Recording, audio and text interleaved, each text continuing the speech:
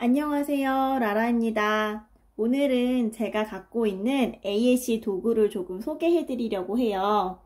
AAC 도구는 여러 가지가 있지만 아이들별로 다양하게 사용할 수 있는데요. 한번 보시고 우리 아이한테 어떤 게 맞을까 생각해 보셨으면 좋겠습니다.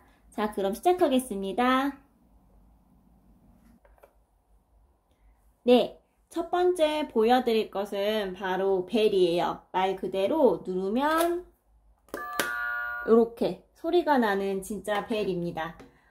이 벨을 사용하는 이유는 의도가 전혀 없는 아이들을 위해서 사용할 수 있어서 이걸 제가 구비해 두고 있어요.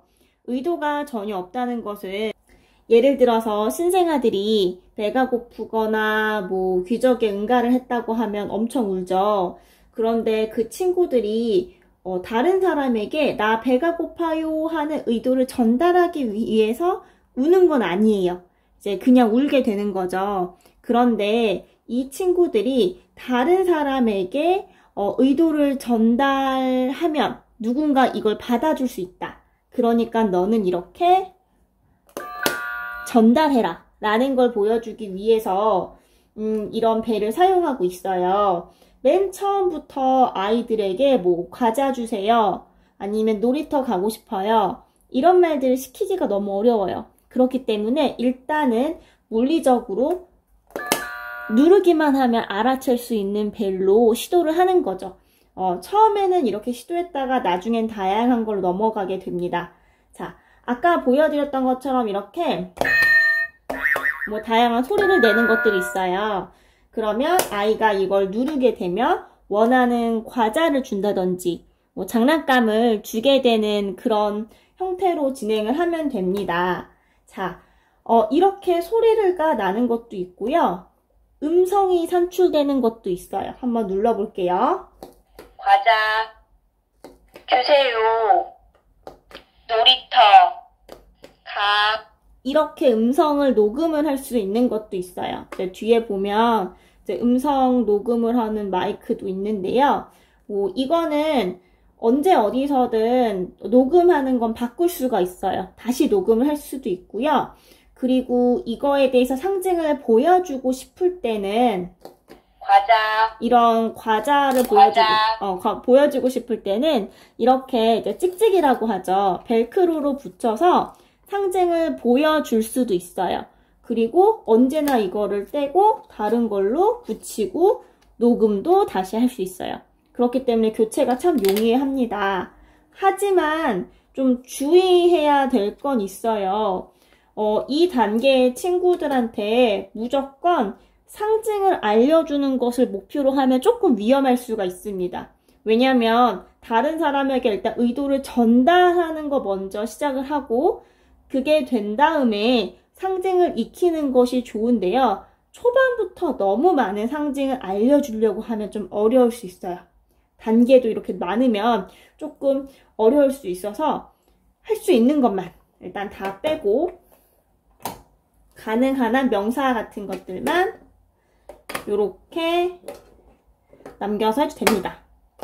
놀이터 과자 이렇게 할 수 있습니다. 그런데 꼭 찍찍이를 붙여야 되는 건 아니에요. 그때그때 편하게 여기에 이렇게 저는 끼워서 사용을 하기도 하거든요. 그리고 이렇게 빼서 올려놓고 사용하기도 하고요. 다양하게 사용을 할 수가 있습니다. 자, 그리고 예전에는 사실 제가 AAC를 진행할 때도 그랬는데 이런 벨들은 구하기 쉬웠거든요. 어디서나 이제 학습용으로 구하기 쉬웠는데 사실 주세요. 요런 음성인식 벨은 구하기가 너무 어려웠어요. 국내에는 AAC를 쓰는 사람도 많이 없었고요. 그리고 해외에서 이거를 수입해 올 때 너무 비싼 거예요. 배송료가 구입 비용보다 더 많이 나가서 너무 구하기 어려웠거든요. 그래서 이거를 사실 하나만 구입을 해놓고 다른 거 하나만 구입을 해놓고 계속 돌려 쓰고 있었어요. 너무 비싸서. 그런데 최근에는 사실 구하기가 좀 쉬워졌어요. 네, 구하기가 쉬워졌는데 조금 어떻게 보면 조금 슬픈 말이기도 한데 제가 구매한 이 음성 인식벨은 사실은 애완용 음성 인식벨이에요.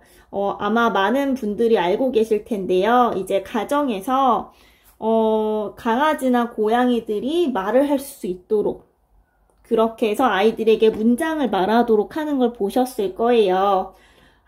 조금 슬프긴 하죠. 이제 강아지용을 위해서 나온 것을 우리가 좀 써야 된다는 게 슬프긴 해요. 하지만 좋은 건 그로 인해서 우리가 이런 많은 도구를 사용할 수 있게 됐어요. 저렴한 가격에. 거의 가끔은 이게 한 10분의 1 정도로도 구입을 할 수 있더라고요. 예전에 수입을 했을 때, 그때보다 그런, 생각으로, 생각을 해보면 나쁘지 않은 것 같지만 씁쓸하긴 하죠. 하지만, 우리 아이들이 어떻게든, 강아지용이든, 고양이용이든 사용해서 좋아지기만 한다면, 의사를 표현하고 나중엔 말까지 할 수 있게 된다면 그게 무슨 소용이에요. 저는 다 쓰고 있습니다. 자, 일단 이렇게 벨 사용하는 거 한번 봤어요. 그래서 지금 내가 담당하고 있는 아이가 의도가 없다. 전의도적 의사소통 단계다. 라고 하면 한번 이것도 고려해 보시면 좋을 것 같습니다. 자, 그러면 그 다음 한번 볼게요. 그 다음에는 치료실에서 사용할 수 있는 조금 큰 의사소통북입니다. 이건 사이즈가 굉장히 커요. 굉장히 제 손보다 훨씬 더 크죠. 굉장히 큰데요. 여기 다 안 담아지네요. 네, 한번 넘겨볼게요. 요렇게 돼 있습니다. 네, 제가 이렇게 넘길 수 있도록 해놨어요. 굉장히 크죠? 굉장히 큰데요. 제가 옆에 있는 벨이 울렸네요. 크고 무거워요. 그쵸? 근데 제가 이거를 하게 된 이유는 이거를 아이들이랑 사용하려고 만든 건 아니에요. 근데 워낙 카드가 많다 보니까 제가 이렇게 그때그때 아이들한테 뜯어서 사용을 해야 될 때가 많은데 너무 정리가 안 되는 거예요. 그래서 이건 제가 치료실 비치용으로 두고 사용하고 있어요. 그리고 많은 분들이 물어보셨는데 이거는 포맥스라는 재질이거든요.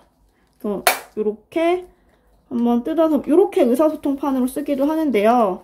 보시면 굉장히 좀 두꺼워요. 이렇게 보일까요? 잘 보일지 모르겠어요. 두껍고 플라스틱이라고 하기엔 스티로폼 같고 스티로폼이라고 하기엔 굉장히 내구성이 좋습니다. 내구성이 좋아서 요거는 제가 이렇게 센치로 재서 포맥스라는 거를 주문 요청했어요. 주문한 요거 한 10개, 15개 정도 주문해서 제가 주문 제작해가지고 만든 거거든요. 근데 요 재질 괜찮은 것 같아요. 이제 만드실 분들은 만드셔도 괜찮겠고, 이거는 이제 그냥, 이렇게 치료실 비치용으로 사용하는구나 정도만 아시면 될 것 같아요. 자, 그러면 그 다음 넘어가겠습니다. 가장 많은 분들이 좀 궁금해하시고 저도 아이들에게 좀 자주 사용하는 그런 의사소통 북이에요. 보시면 이거는 A5 파일이에요. A5 파일인데 제가 이거를 여기다가 이제 벨크로를 다 붙였어요. 벨크로를 붙이고 요거는 이제 PP 소재인데요. 아까 말씀드렸던 포맥스로 해도 돼요. 포맥스로 해도 되는데 제가 조금 더 가벼운 재질을 좀 찾고 싶다라고 해가지고 요것도 PP 재질로 제가 제작한 거거든요. 이거는 느낌이 플라스틱이에요. 얇은 플라스틱 같은 느낌이 들거든요. 요것도 주문 제작을 한 건데요. 이건 지금 제가 좀 많은 분들에게 드리고도 싶고 그리고 저희 지금 치료하는 아이들에게 나눠주고 싶어서 좀 대량 주문을 한 상태예요. 근데 요거는 일단 PP 재질이라는 거 그리고 요거 만드는 방법도 좀 설명을 나중에 해드릴게요. 자, 여기 보시면 요렇게 이게 안에는 포맥스 재질인데요.